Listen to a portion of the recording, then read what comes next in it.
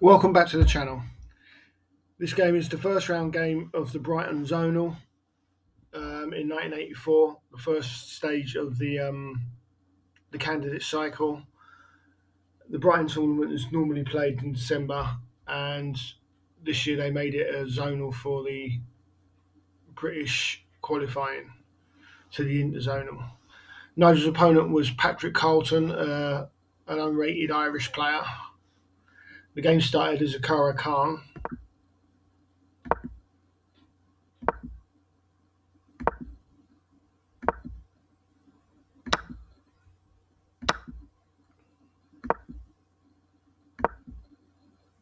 All normal stuff.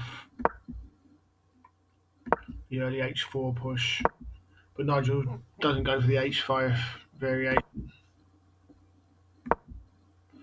and now does. White squares, bishops come.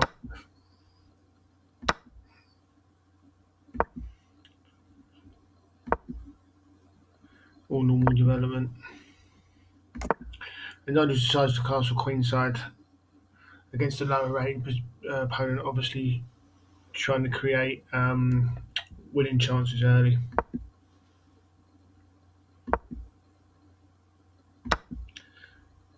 Pair of knights are traded.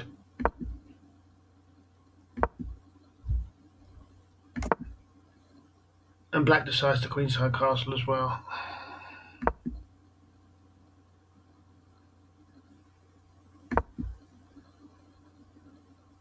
Putting the king on the same line as the queen. Bishop f4 is a move at some point, but obviously black can block.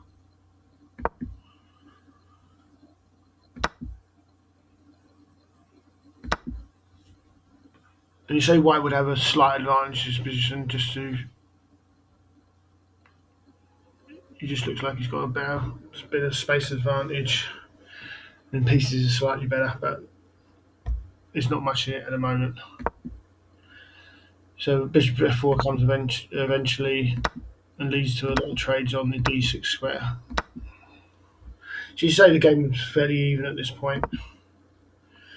Knight e5, grabbing an outpost for the knight, obviously threatening f7 and centralising the rook. It's all normal standard stuff. So at the moment, you would say white hasn't got much of an advantage now. It's fairly even.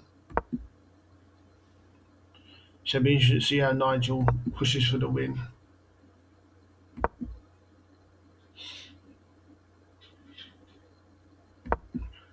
Making use of the pin of the c pawn.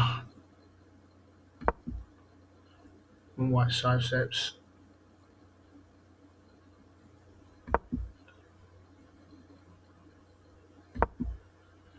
And now trying to push on the king side, so opens the king side up. But again, you say the game is very even at the moment, and the c pawn's now under threat once the rook moves. So it's defended by b3. Again, utilising the pin of the pawn on the against the rook on the e8. And here's the first real mistake of the game, knight d7. This would allow a really nice tactic, which Nigel did miss, which would have been knight queen takes e6, which is a great move. And the idea is if the queen is taken, then obviously the pawn captures, the knight has to move, and e7, and there's no way to stop really to stop the pawn going to queen of c6 to try, but then obviously rook to d8 check and queen.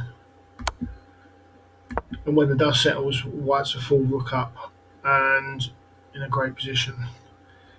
Obviously, black doesn't have to take the queen, but after rook d8, queen e7, something like this, he's still in a really good position. He's got an extra pawn, 2 pawns now, and a really strong attack. And this move would have probably won the game outright. But Nigel missed it. He played knight to f4, putting more pressure on the e pawn. So black defends, hitting the queen. and e5 to try and release the pressure, but obviously gives white the nice d5 square for his knight. Queen moves forward, but again the position is fairly straight, fairly even. Knight to c3.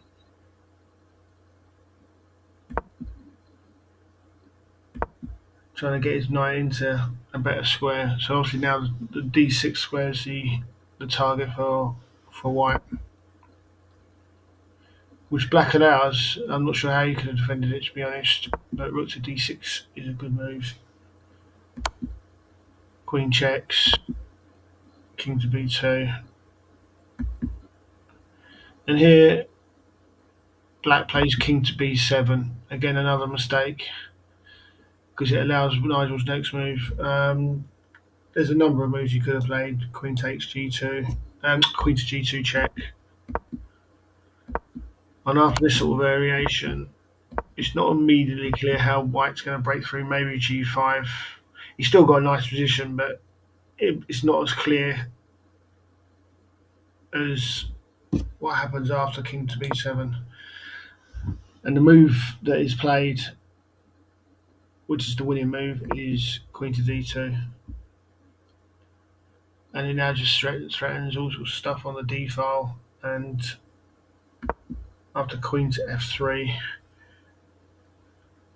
you get the thunderbolt move, rook takes b6 check. And this leads to false mate, and is a very nice variation that obviously black didn't see. So you took the rook, but after queen to d8 check, king to a6, and queen to d6 check, black resigns, and the follow-on is king to b7,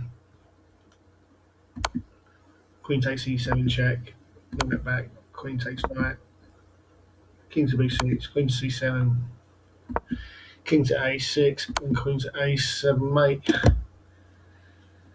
So, a very nice win for Nigel. It was looking a bit strange in the middle, not strange in the middle, but a little bit equal in the middle.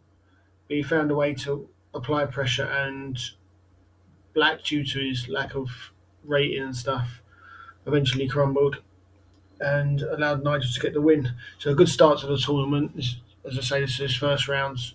It was fairly strong tournament. Nigel was expected to do very well.